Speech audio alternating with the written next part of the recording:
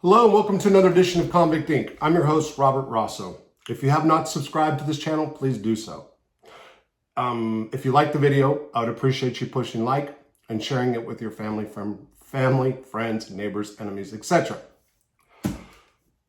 On January 31st, 1999, federal authorities and multiple agencies executed a search warrant on a property right outside of Albuquerque, New Mexico. They were alerted that there was a marijuana growing operation on the premises. Indeed, they did raid the house and the property and found a marijuana growing operation and firearms. But when federal authorities dug a little closer, they also found disturbing tapes of underage children being raped on film or tied up or consensually done, whatever the case was. I do know that the authorities said, it's in the internet, that in some of the tapes, the children appeared to be drugged. Taken into custody was a guy by the name of Marcus Hahn. Marcus Hahn had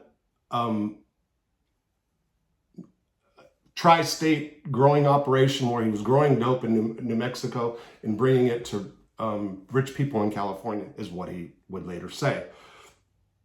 For his crimes, Hahn was ultimately sentenced to 480 months. That is after blowing a jury trial. He went to jury trial.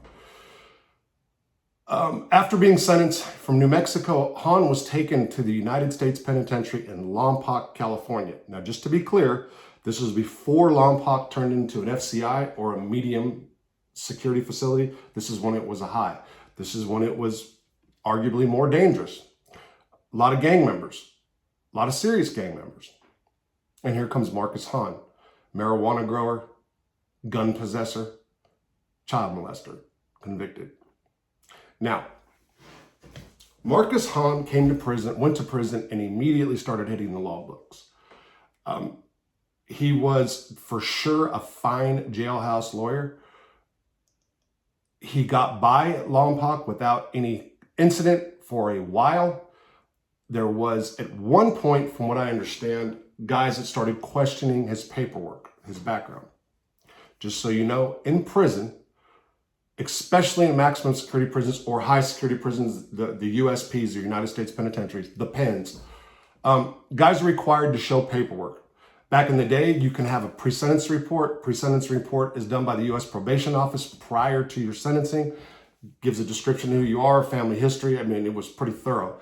Back in the day, you used to have that. You had to have that when you came in, or you had to get it within 30 days. Things have changed. They stopped that because too many people are getting hurt because they were no good in the eyes of people in prison. And they have since tried to do a bunch of things. Typically what happens is, a guy comes in with his indictment, his judgment and commitment order, his sentencing transcripts, his docket sheet, and that pretty much suffices. That you can get by. You can get by on that. And a lot of guys in prison do not know how to read the law. So if those guys bring that kind of paperwork in, they'll come to guys like me who do know how to read the law to interpret if they've been a rat or what. Anyway, when USP Lompoc closed down, most of those guys were transferred to USP Victorville. USP Victorville is a rocking place. I believe it still is. And you had just a lot of big gangs. ABs were there. They were down for many years inside of control management units, Pelican Bay and Marion. Those closed, and they started letting some out in general population. Also, there was a RICO conspiracy at a state prison that involved some members of the California Aryan Brotherhood. Those guys were convicted and sent into the feds, and they didn't lock some of those guys up. Like I said before, if you were a member of the Aryan Brotherhood, they try to get you out of general population as fast as possible and put you in a control management unit, or CMU. At Victorville, Marcus Hahn ran into some problems. The Nazi lowriders, who many aspire to become members of the Aryan Brotherhood, and I'll get back into that. somehow found out about Marcus Hahn's past, that he was also a child molester, and proceeded to attack him. In all, I believe there was 4. Could have been 3, but I believe it was 4. And Marcus Hahn,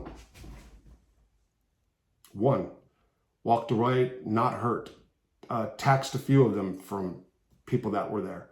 Now, I'm sure there might be guys that were there in Victorville that can comment on the comment section. This is from what I was told. I was not there. Who was there was a guy by the name of Bobby Ray Shields. Bobby Ray Shields was a member of the Aryan Brotherhood from the California Department of Corrections and from the Oildale area in California. He was definitely a Wood. He was all about that, and court records show that he killed 2 people as a member of the Aryan Brotherhood for gang causes. I met Bobby Ray Shields in 2005. He came, I was at Lewisburg. At the time, I was a gang leader for the Dirty White Boys. It was the largest prison gang in that joint. And there started to become, other white prison gang members started trickling into Lewisburg around that time. Bobby Ray Shields, being the big homie or member of the brand or the Aryan Brotherhood, came to that compound, and some of my people wanted to smash him immediately. That is, the Dirty White Boys wanted to smash Bobby Ray Shields just for being brand. Now, ultimately, a decision was made. Bobby Ray Shields was able to walk the compound. When I first started talking to Bobby Ray, he said he had no intentions of trying to run the yard, that he had a short sentence and was just trying to get by and go home. I didn't want any problems with anybody from the brand.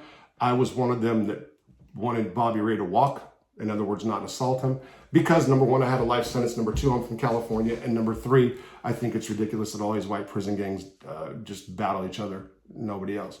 But anyway, Bobby Ray wasn't truthful. Over time, he started getting coalitions of other white guys to try to not necessarily move as an attack the Dirty White Boys, but go against us in every opportunity that he could. He started becoming a real fucking headache, is the truth. Marcus Hahn shows up after Bobby Ray Shields is there. And also, I should add that there were 2 NLRs. One of them was a good friend of mine. That's Boulderhead. I still like him as dad. I haven't talked to him in years. And the other one was a guy by the name of Marcus Cross, or Grumpy. Grumpy was half native. He's a member of the Nazi lowriders. And at Lewisburg, he ended up becoming a member of the Aryan Brotherhood. Those guys were there when this happened. They knew the story about what I'm about to share. Well, I can't say for certain, but there's no way that they couldn't have at some point, I don't believe. They knew that Marcus Hahn got jumped by the Nazi lowriders at USP Victorville, and allegedly it was under the direction of the Aryan Brotherhood. I don't know if it was Bobby Ray, a guy named Big Mark, or whatever. I'm not sure.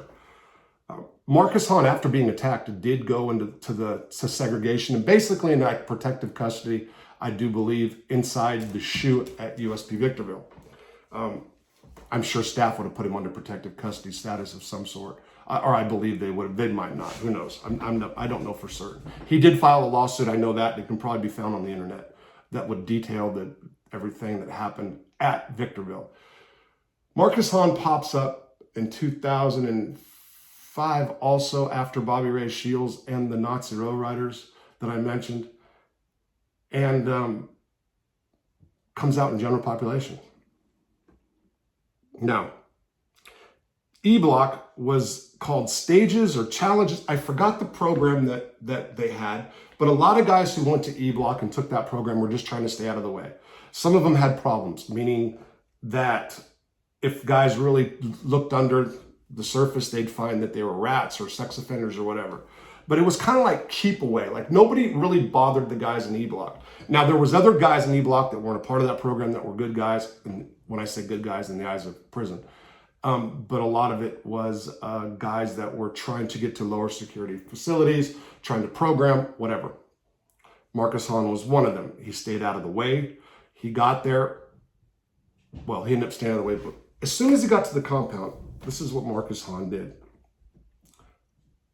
He went straight to Bobby Ray Shields, who knew Hahn, who possibly directed Hahn, and said, if we got a problem, let's handle this right now and right here.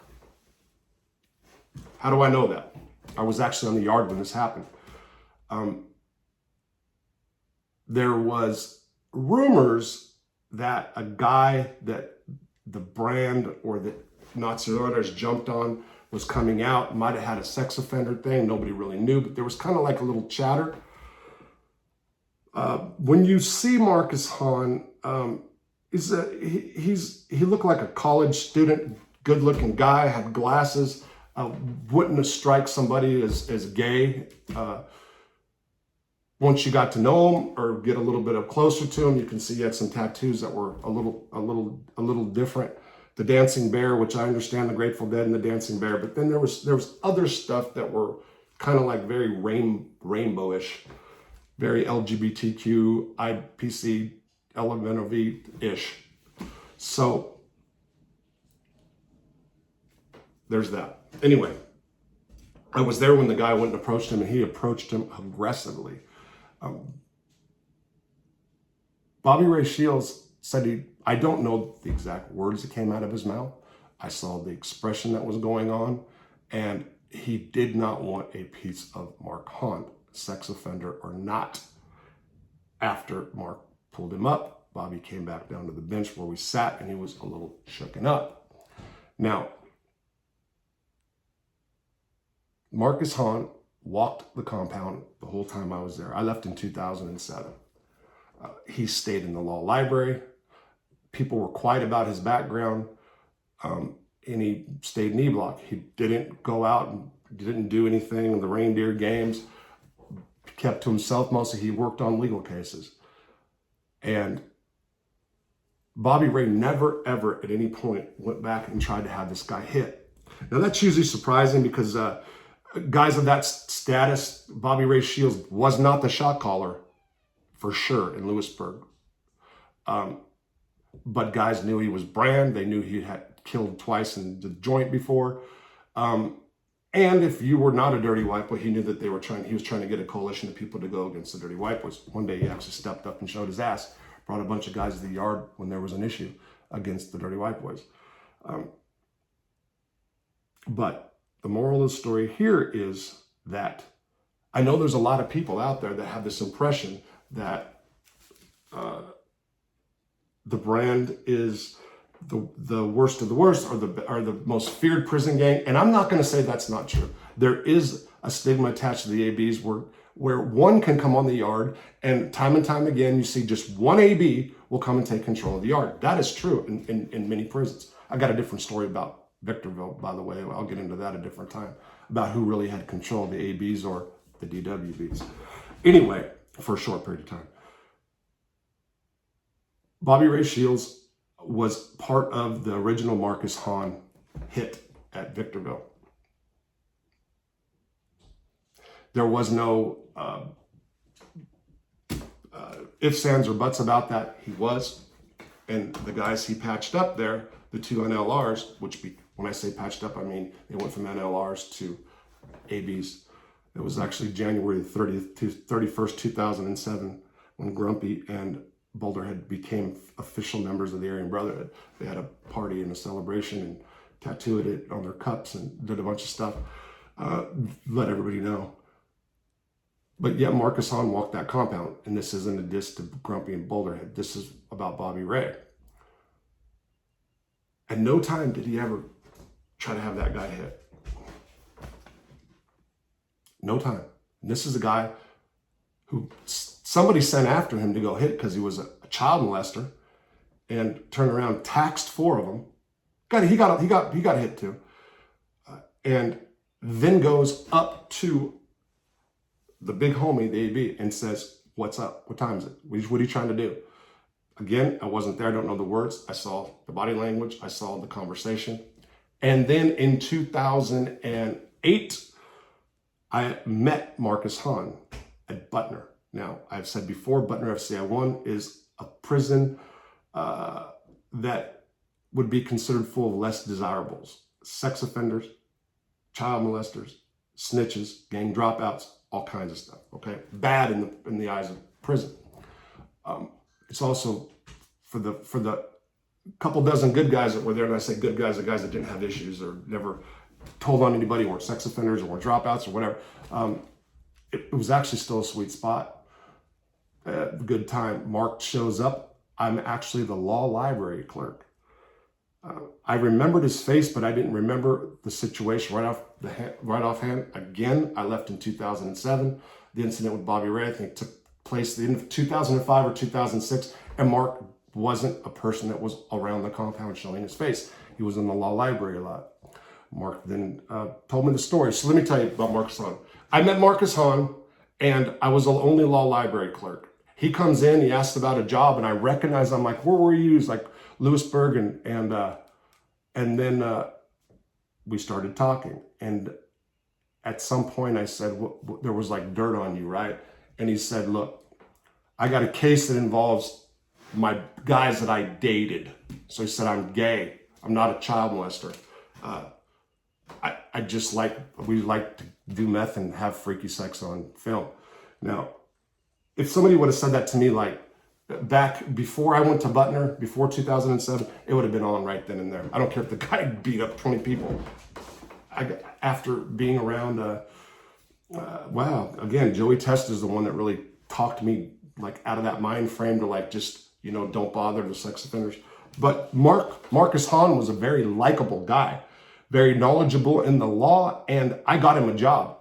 He was going to get the job anyway. As a matter of fact, babe, the fan again. Sorry, guys. People hate that.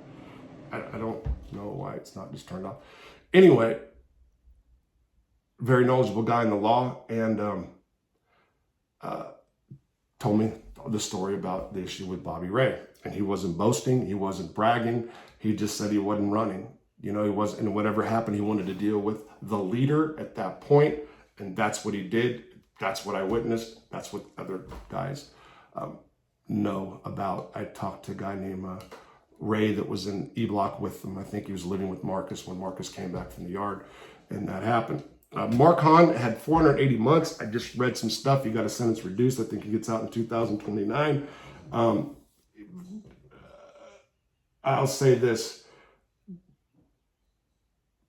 about his case. I've read more than he ever really said. It looked like he was drugging some of those younger kids.